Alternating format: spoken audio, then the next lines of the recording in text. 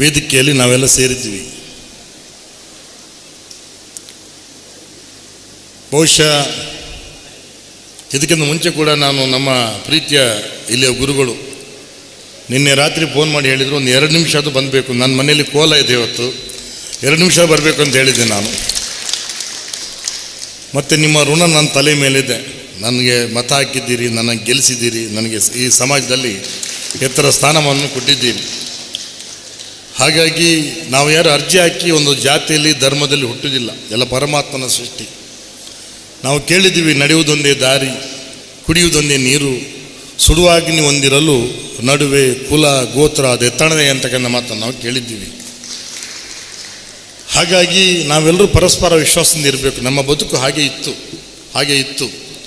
ಇತ್ತೀಚಿನ ದಿನಗಳಲ್ಲಿ ಯಾರೋ ಒಬ್ಬರು 1%, 2% ಜನರಿಂದ ಅದು ಕನಿಷ್ಠ ಆಗ್ತಾ ಇದೆ. ನಮ್ಮ ಸಂಬಂಧಗಳು ದೂರ ಆಗ್ತಾಯಿದೆ. ಆಗಬಾರ್ದು. ಒಂದು ರೀತಿಯಲ್ಲಿ ಎಲ್ಲವೂ ಸರಕು, ಎಲ್ಲರೂ ಸರಕಾಗಿಬಿಟ್ಟಿದ್ದೀವಿ. ಮನಸ್ಸು ಮಾರುಕಟ್ಟೆಯಾಗಿದೆ, ಚಿಂತೆಗಳ ಸಂತೆಯಾಗಿದೆ, ಜಗ್ಗಾಟದ ಜಾತ್ರೆಯಾಗಿದೆ, ಪಾತಕಗಳ ಪಾತ್ರೆಯಾಗಿದೆ. ಹೀಗೆ ಬಗೆಹರಿದ ಲೆಕ್ಕ ಉತ್ತರ ಸಿಗದ ಪ್ರಶ್ನೆಗಳಲ್ಲಿ ನಮ್ಮ ಬದುಕು ಕಳೆದೋಗ್ತಾಯಿದೆ ಸ್ನೇಹಿತರೆ.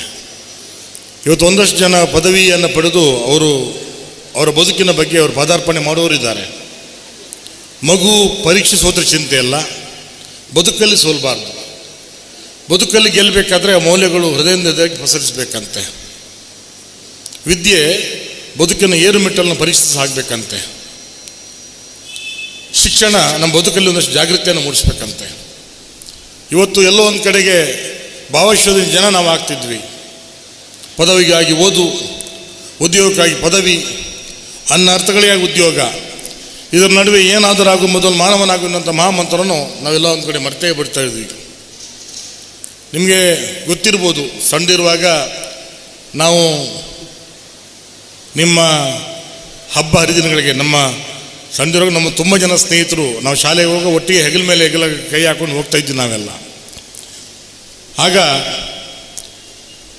ನಿಮ್ಮ ರಂಜಾನ್ ಇರ್ಬೋದು, ಯಾವುದೇ ಹಬ್ಬ ಇರ್ಬೋದು, ನಿಮ್ಮ ನೇಚೂರಿಗೋಸ್ಕರ ನಾವು ಕಾಯ್ತಾ ಇದ್ವಿ.